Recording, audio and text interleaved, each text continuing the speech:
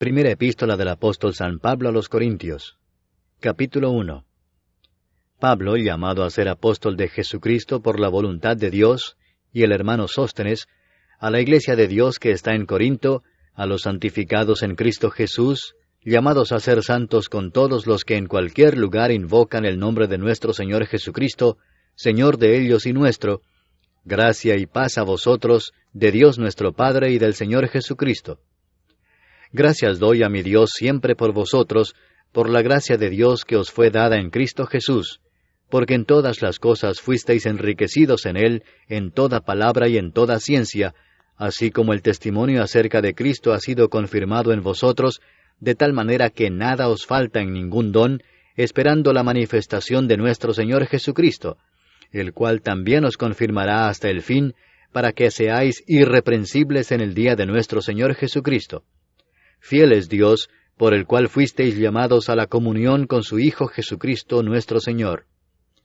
Os ruego, pues, hermanos, por el nombre de nuestro Señor Jesucristo, que habléis todos una misma cosa, y que no haya entre vosotros divisiones, sino que estéis perfectamente unidos en una misma mente y en un mismo parecer. Porque he sido informado acerca de vosotros, hermanos míos, por los de Cloé, que hay entre vosotros contiendas.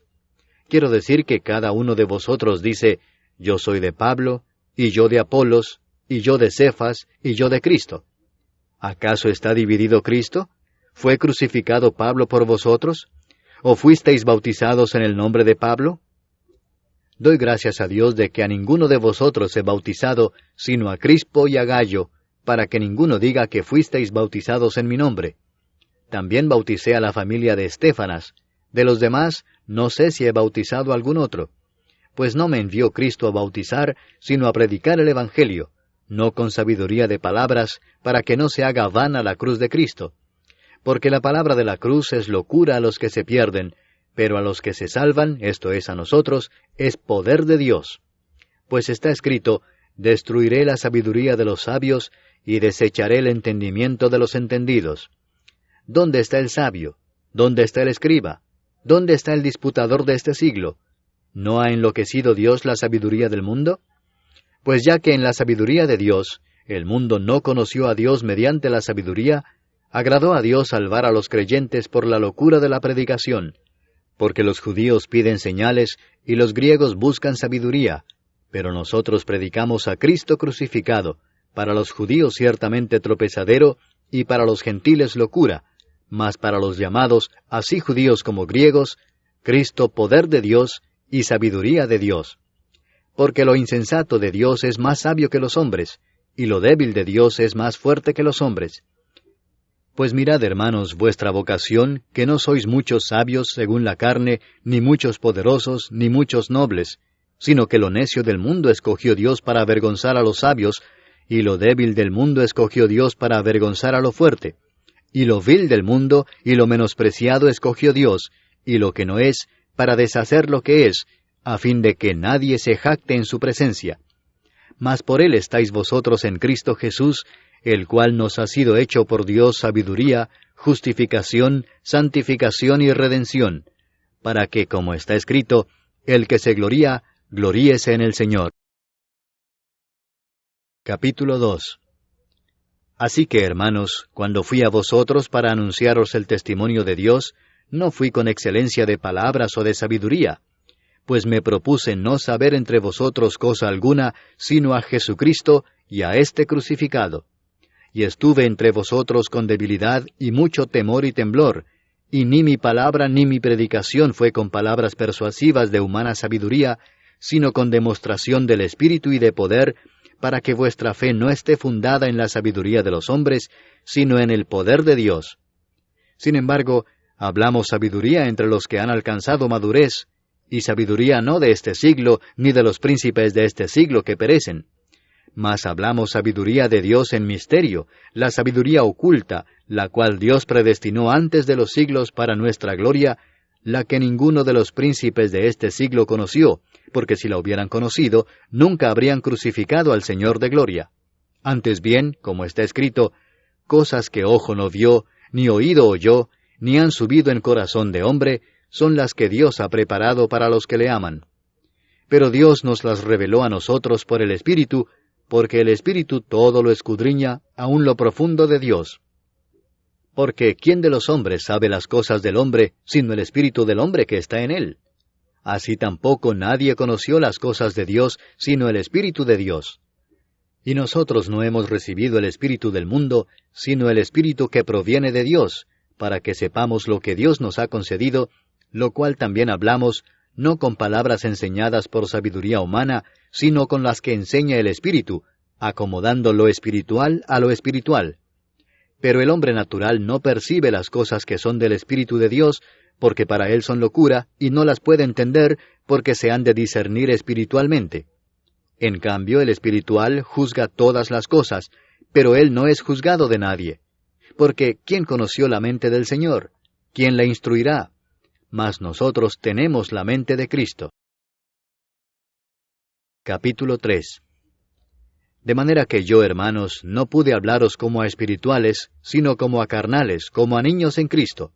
Os di a beber leche y no vianda, porque aún no erais capaces, ni sois capaces todavía, porque aún sois carnales. Pues habiendo entre vosotros celos, contiendas y disensiones, ¿no sois carnales y andáis como hombres? Porque diciendo el uno, yo ciertamente soy de Pablo, y el otro, yo soy de Apolos, ¿no sois carnales? ¿Qué pues es Pablo? ¿Y qué es Apolos? Servidores por medio de los cuales habéis creído, y eso según lo que a cada uno concedió el Señor. Yo planté, Apolos regó, pero el crecimiento lo ha dado Dios. Así que ni el que planta es algo, ni el que riega, sino Dios que da el crecimiento. Y el que planta y el que riega son una misma cosa, aunque cada uno recibirá su recompensa conforme a su labor. Porque nosotros somos colaboradores de Dios, y vosotros sois labranza de Dios, edificio de Dios. Conforme a la gracia de Dios que me ha sido dada, yo como perito arquitecto puse el fundamento, y otro edifica encima, pero cada uno mire cómo sobreedifica, porque nadie puede poner otro fundamento que el que está puesto, el cual es Jesucristo.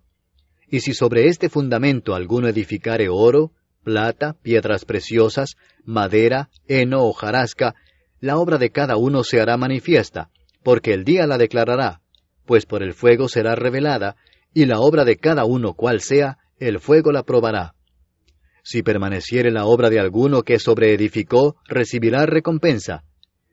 Si la obra de alguno se quemare, él sufrirá pérdida, si bien él mismo será salvo, aunque así como por fuego. ¿No sabéis que sois templo de Dios, y que el Espíritu de Dios mora en vosotros? Si alguno destruyere el templo de Dios, Dios le destruirá a él, porque el templo de Dios, el cual sois vosotros, santo es. Nadie se engaña a sí mismo.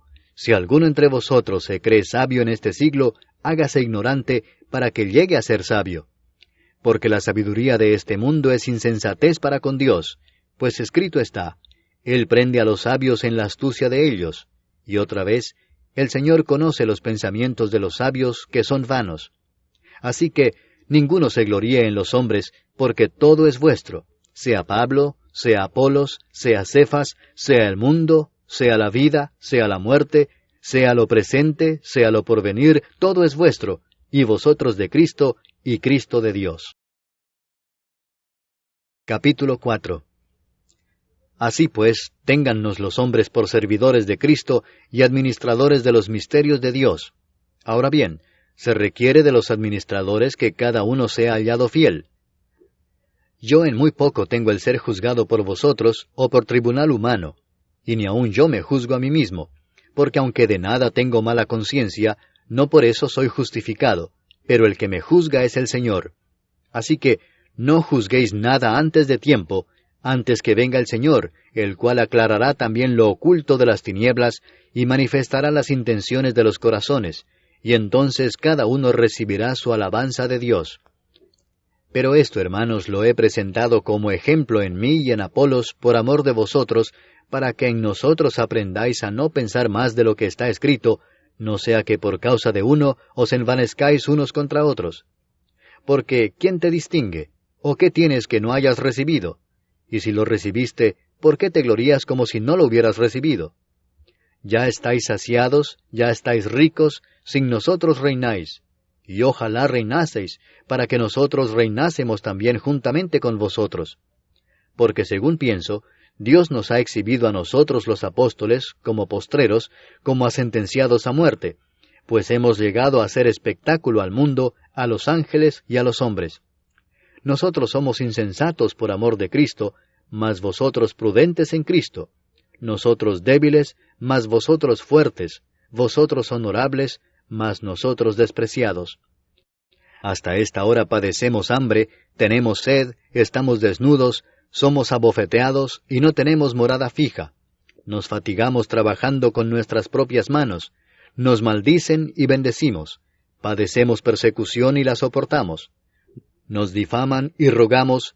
Hemos venido a ser hasta ahora como la escoria del mundo, el desecho de todos. No escribo esto para avergonzaros, sino para amonestaros como a hijos míos amados. Porque aunque tengáis 10,000 ayos en Cristo, no tendréis muchos padres, pues en Cristo Jesús yo os engendré por medio del Evangelio. Por tanto os ruego que me imitéis. Por esto mismo os he enviado a Timoteo, que es mi hijo amado y fiel en el Señor, el cual os recordará mi proceder en Cristo, de la manera que enseño en todas partes y en todas las iglesias. Mas algunos están envanecidos, como si yo nunca hubiese de ir a vosotros. Pero iré pronto a vosotros, si el Señor quiere, y conoceré no las palabras, sino el poder de los que andan envanecidos. Porque el reino de Dios no consiste en palabras, sino en poder. ¿Qué queréis? ¿Iré a vosotros con vara o con amor y espíritu de mansedumbre?